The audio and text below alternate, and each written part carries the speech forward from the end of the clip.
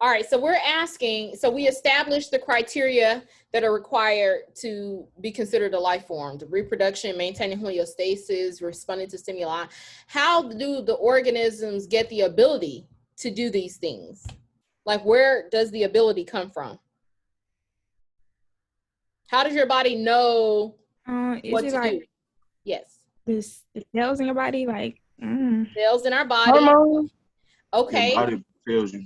Okay, we're getting there. It's within our It's cells. coded within your DNA, right? DNA, that's where we're going. DNA. What is DNA? Who just said that? Me. Jalen, what is DNA? What is it? DNA is, I forgot the exact word for it, dioxide ribose something, but it's basically the genetic code that you receive from your parents. Absolutely. That is the answer to our question here. How are organisms able to carry out the characteristics that are required for life? It's encoded in our DNA, right? And as Jalen just mentioned, our DNA is the genetic information that we inherit from our parents, right? So everything about you was predetermined in terms of, you know, like physiological features, even physical features, like how you function, what you look like, your hair color, all those things were predetermined, and they were encoded in our DNA, right? So this DNA is transferred, right, from parent to offspring, all right? And so this, one of the unifying concepts in biology is the cell theory, right? So we know that our cells contain DNA. The cell theory tells us that the cell is the most basic unit of life, okay? The cell theory tells us that all living things are made up of cells. And the cell theory tells us that new cells arise from pre-existing cells. So when a new organism is made, right, this notion, this concept of the cell theory helps us to understand how we exist, right? We are descendants of a parent cell, right? And we are, our cells contain genetic information, all right? So write down these postulates right here of the cell theory. You do need to know what the cell theory is and what it tells us. This is a very important unifying concept in biology. That the cell theory states that the cell is the most basic unit of life, and that all living things are made up of cells, and that new cells arise from pre-existing cells.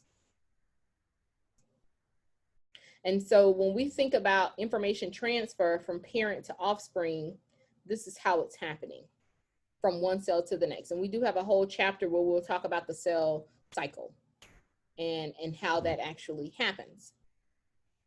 And so information transfer confirms that organisms inherit information that's required to exhibit those characteristics of life that we established on Monday, okay? Organisms must also have information for its cells to communicate. So we're cellular beings, right? Our bodies are made up of cells. And it is the information that's encoded in our DNA that give our cells its function, okay? So our cells communicate. Right? And so right now we want to pause and just talk about DNA for just a second. DNA is the hereditary material that transmits information from one generation to the next. So we're talking about from parent to offspring. Okay? This DNA is what we refer to as our genes, right? Genes encode proteins. Proteins give our cells their function. Okay, these genes are made up of nucleotides, and you've probably heard this information before. But the information is transmitted when cells communicate by way of these chemical and electrical signals. All right, the genes encode proteins, and it is these proteins that are responsible for determining both the structure and function of our cells and tissues. All right. So if you think about the conversation we had on Monday about the levels of organization, cellular levels of organization, I showed you an hierarchy where cells are made into tissues, tissues form organs, organs function as an organ system, and so forth, right? So it is the proteins that are made from these genes, right, within our cells that are going to determine how each of the cells in our bodies function. This is a very important concept that you have to understand. All of our cells in our bodies contain DNA, right? We have a genome. It's a set of genes that we have. But depending on what proteins are being made in a given cell, right, that's going to determine how that cell functions. So, you know, we have thousands of different cells in our bodies and they all have different functions, right? So this concept of information transfer is critical in order for organisms to exhibit and carry out these requirements for life: metabolic activity, reproduction, responding to stimuli, growth and development. These are all a function of information being transferred, okay? All these signals being transducted, chemical signals, electrical signals. There's a lot of things happening as an organism exhibits these various characteristics of life. So DNA, deoxyribonucleic acid. Now, I don't count out for spelling a whole lot when we're working in this particular class, but deoxyribonucleic acid, you must be able to spell this correctly. I will count out for spelling if you ever are required to identify or correctly spell DNA. You have to spell it correctly. Deoxyribonucleic acid. All right, let's break down this term, deoxyribonucleic acid. All right, this is one of the nucleic acids, one of our macromolecules that are required for life. So there's DNA and there's RNA. DNA is our genetic material that determines how we function. The structure of DNA is two chains of nucleotides that sort of wind around each other and form this helix, like a helical formation. Two chains of nucleotides that wind around each other and make a helix formation. So we refer to the structure of DNA as a double helix. Write that down, a double helix, meaning two.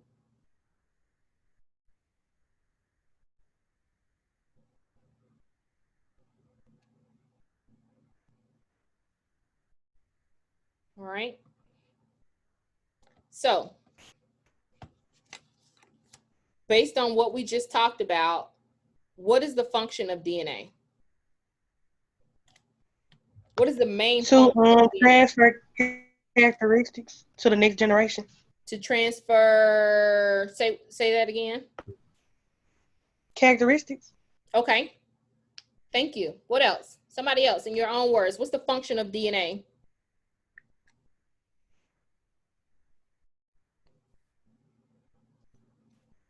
Anybody? It's like what makes you you.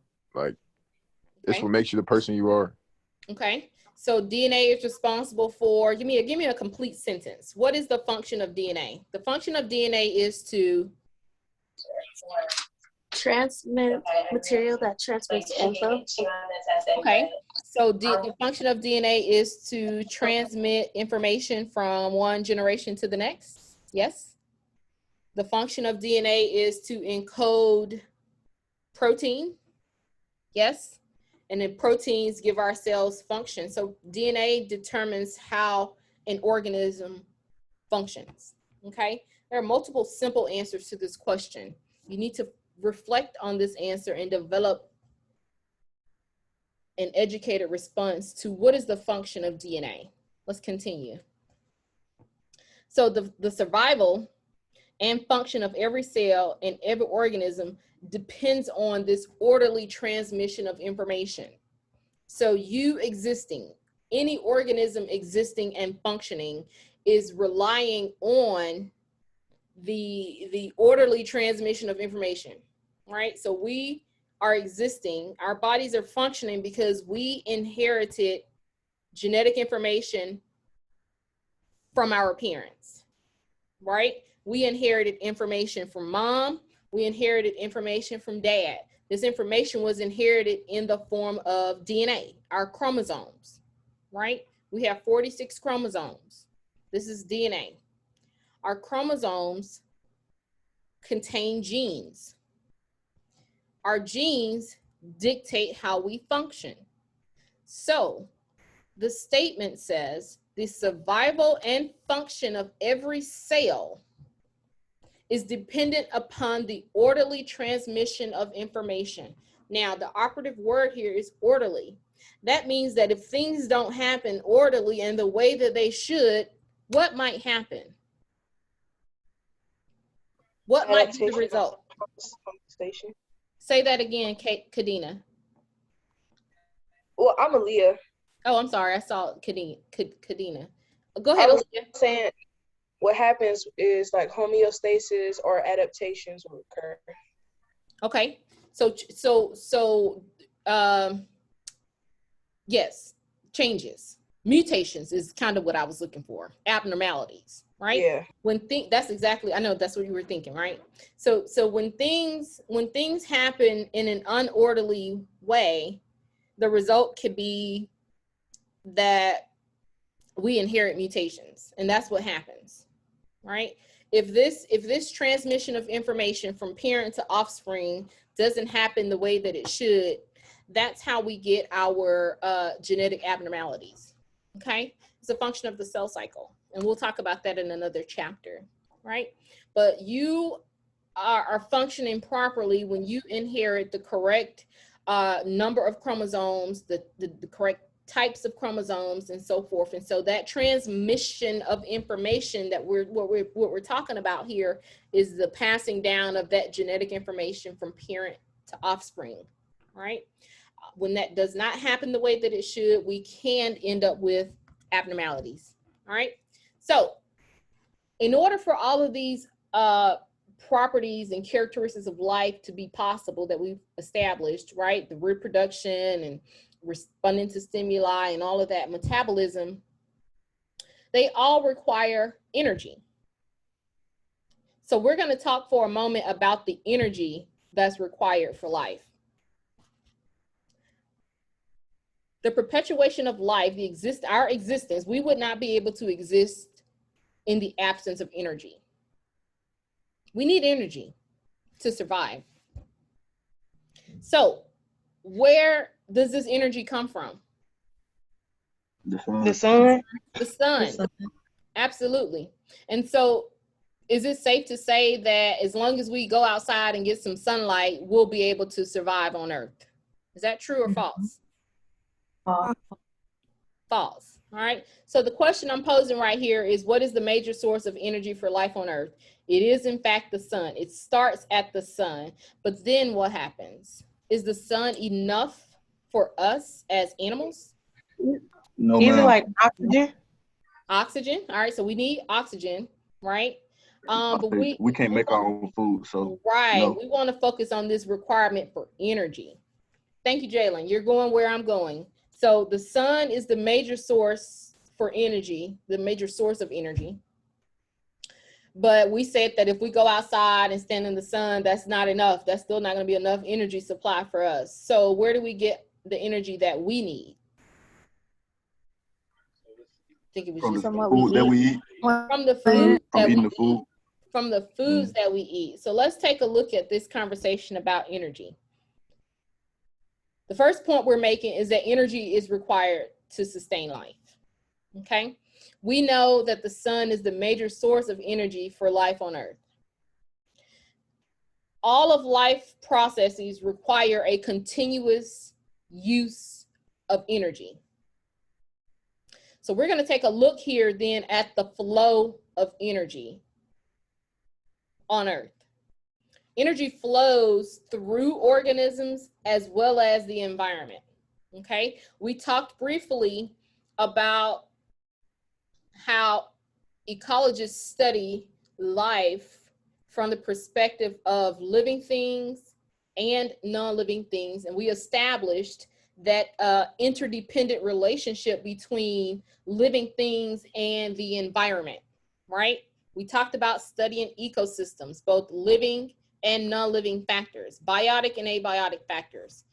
Energy is one of those abiotic factors that are absolutely required for life, all right? Make sure you have that in your notes, that all of life processes requires a continuous use of energy. So we have to establish where this energy comes from. How do we obtain and acquire energy? There's a directional flow of energy, right?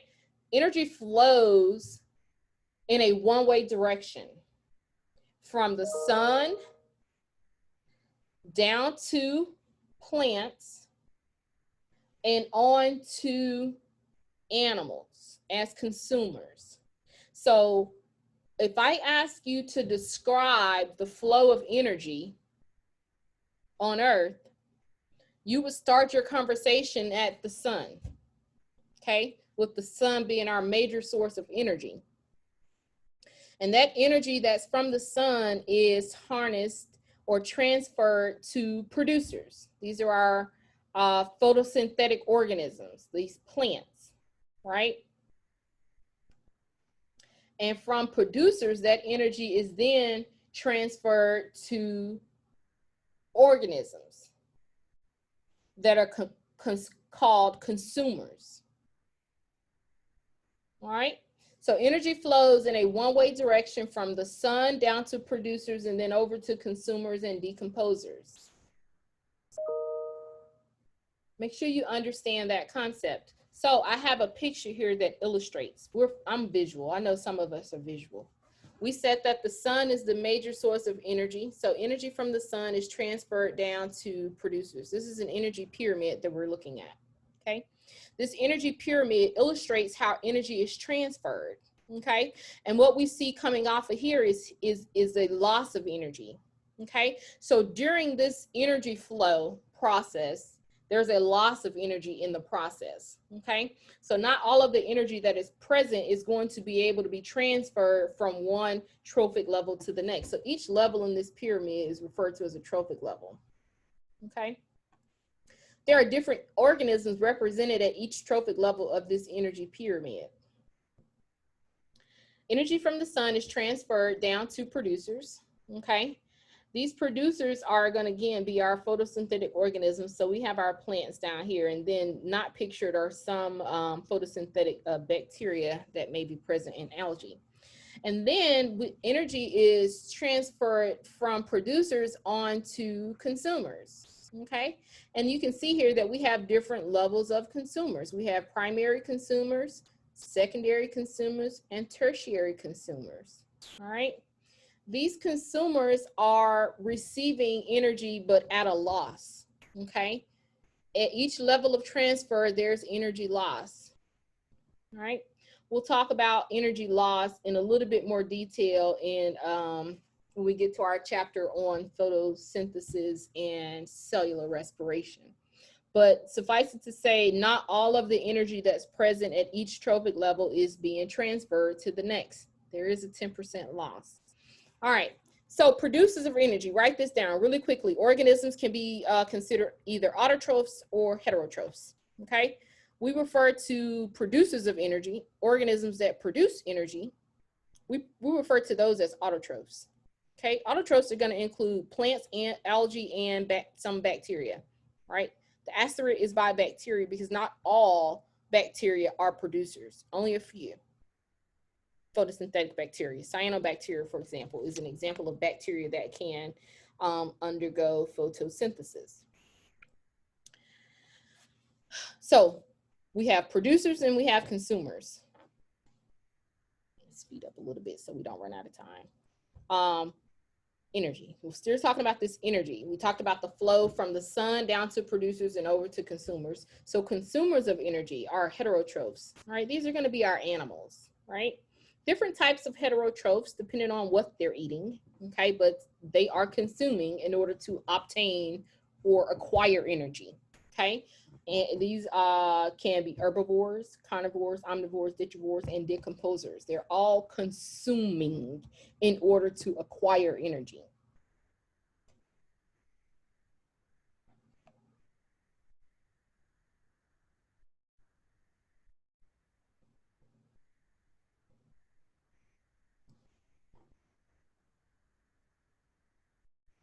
Okay, what questions do we have so far? We're talking about this requirement of energy for life. All of life processes require energy. How do we get this energy? Depends on the type of organism. You should be able to describe for me how an organism gets its energy, okay, from a basic conceptual standpoint. If it's an autotrophic organism, they're going to utilize photosynthesis in order to produce its own food. Okay, those are our plants. If these are heterotrophs, these animals are going to consume food, varying by their choice of consumption, as herbivores, plant eaters, carnivores, meat eaters.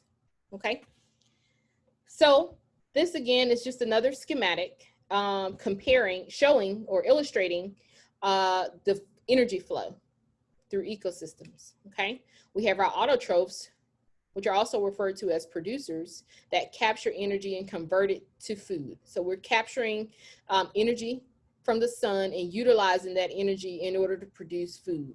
Okay, an example are plants. Okay, heterotrophs, on the other hand, are consumers. Okay, in order to obtain energy, these organisms must eat things. Okay, examples are animals. All right, and so this shows you this one-way directional flow of energy from the sun down to plants and over to animals. What questions do we have about that? So now, I have a question about. Yes, ma'am.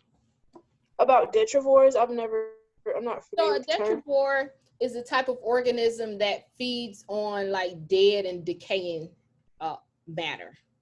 Yeah, I just Googled that, but so what does that, how does that make that different from a decomposer? I think they're pretty much the same. It's probably distinguished by the actual organism. Mm-hmm. Okay. Mm-hmm. Okay, thank you. And so this again is our energy pyramid. So I need somebody to recap for me what this picture illustrates as it relates to energy. If I showed you this, The circle of life. the circle it shows how energy is transferred. So walk me through this illustration. Okay. Starting where, so Aaliyah? Mm-hmm.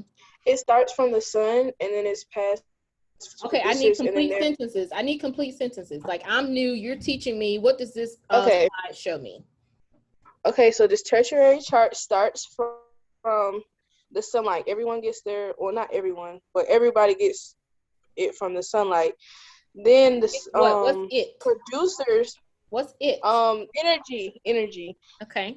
And then the producers make their own food through that sunlight and absorb energy from that way.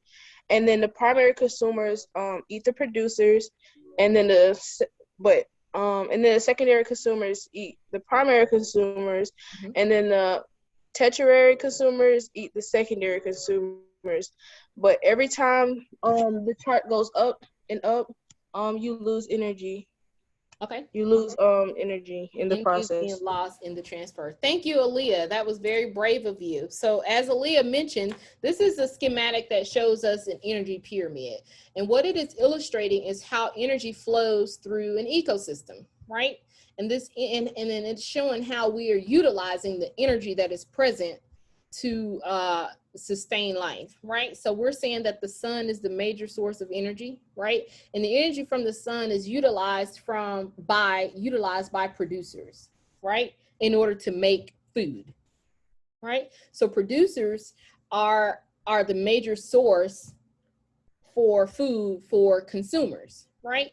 And as you move up this energy pyramid, each level becomes a source of food for the level above it, right? So energy is being transferred through this energy pyramid. And I mentioned that there's not a 100% transfer of energy. There is a loss of energy during this process, all right? Primary consumers are going to consume producers. So each higher ordered trophic level becomes a source of food, consumes the trophic level below it as food, all right? And then we have our primary consumers, secondary consumers, and tertiary consumers that are all consuming the organisms in the trophic level before it as a source of food. Okay, that is what this energy pyramid illustrates. Okay, these primary, secondary, and tertiary consumers can be further classified as either herbivores, carnivores, omnivores, and so forth. Okay, depending on their food preference. All right, so this checkpoint question, write these down in your notebook really quickly. This is something you should be able to do at the end of this lesson now. You should be able to summarize the flow of energy through ecosystems. And you should also be able to contrast the roles of producers and consumers, understanding the importance of both in an ecosystem, right? You would expand your thinking, okay, and think more critically about what would happen if this flow was disrupted at some point, okay?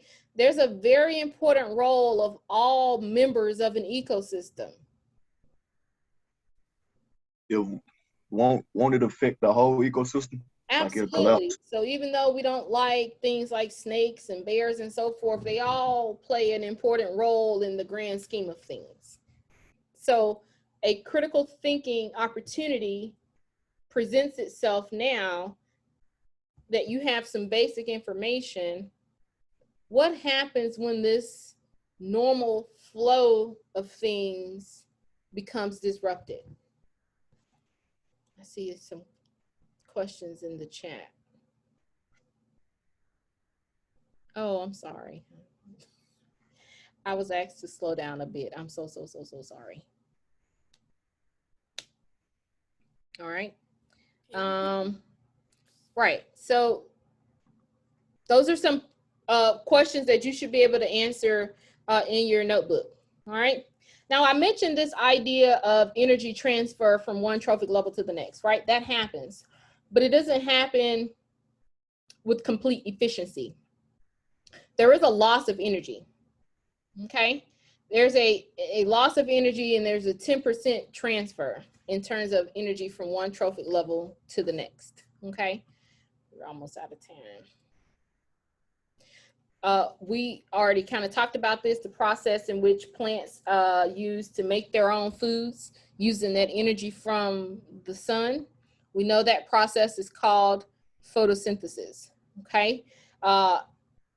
Put in terms, photosynthesis is a process in which autotrophs use light energy from the sun to make sugar, right? That glucose and oxygen from carbon dioxide and water. You do need to be able to describe for me what's happening during photosynthesis. I know this isn't new for you. So this is a schematic right here for those of us that are visual. This is what's happening in terms, in words. The process in which autotrophs use sunlight energy to make glucose and oxygen, okay? So there's a reaction taking place. This is a chemical reaction. Photosynthesis is a chemical reaction where we start with reactants and we end up with some products being made. In this case, our products are carbon dioxide and water. We know that these are essential for plants to exist. This process takes place in the chloroplast of plants. You learned about the chloroplast, hopefully in high school when you talked about the structure of the plant cell. There's a structure known as chloroplast, where this pigment right here, chlorophyll, is a pigment that gives plant this green colors, and that's where this energy from the sun is sort of captured, and then products are being made. Oxygen and glucose are being made as a result of photosynthesis. All right, so again, this is our schematic that shows us that energy from the sun is used to fuel the process in which carbon dioxide and water are converted into glucose and oxygen. This process is known as photosynthesis.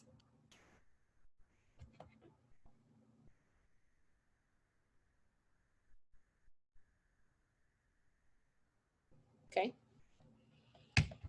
Write this equation down. This is the equation for photosynthesis. You do need to be able to, this is the simple equation. You do need to be able to readily identify this equation. Carbon dioxide and water in the presence of sunlight energy produces glucose and oxygen. You need to know this equation. Okay? If you remember from your high school biology class or chemistry, chemical equations can represent what's happening in a reaction. And this arrow illustrates yield. It means something is being produced. Changes are taking place. We start with reactants, and these are our products, what's being made. Okay? So the reactants for photosynthesis are carbon dioxide, which is in the atmosphere, right? So we're talking about this process is happening in plants. So plants utilize carbon dioxide from the atmosphere as well as water, in addition to energy from the sun, in order to produce glucose, right? This glucose is represented by the C6H12O6, okay? They're producing glucose, and they're also releasing oxygen back into the atmosphere, all right? You should be able to identify this at this point. If I showed you this, you should be able to tell me what's happening right here.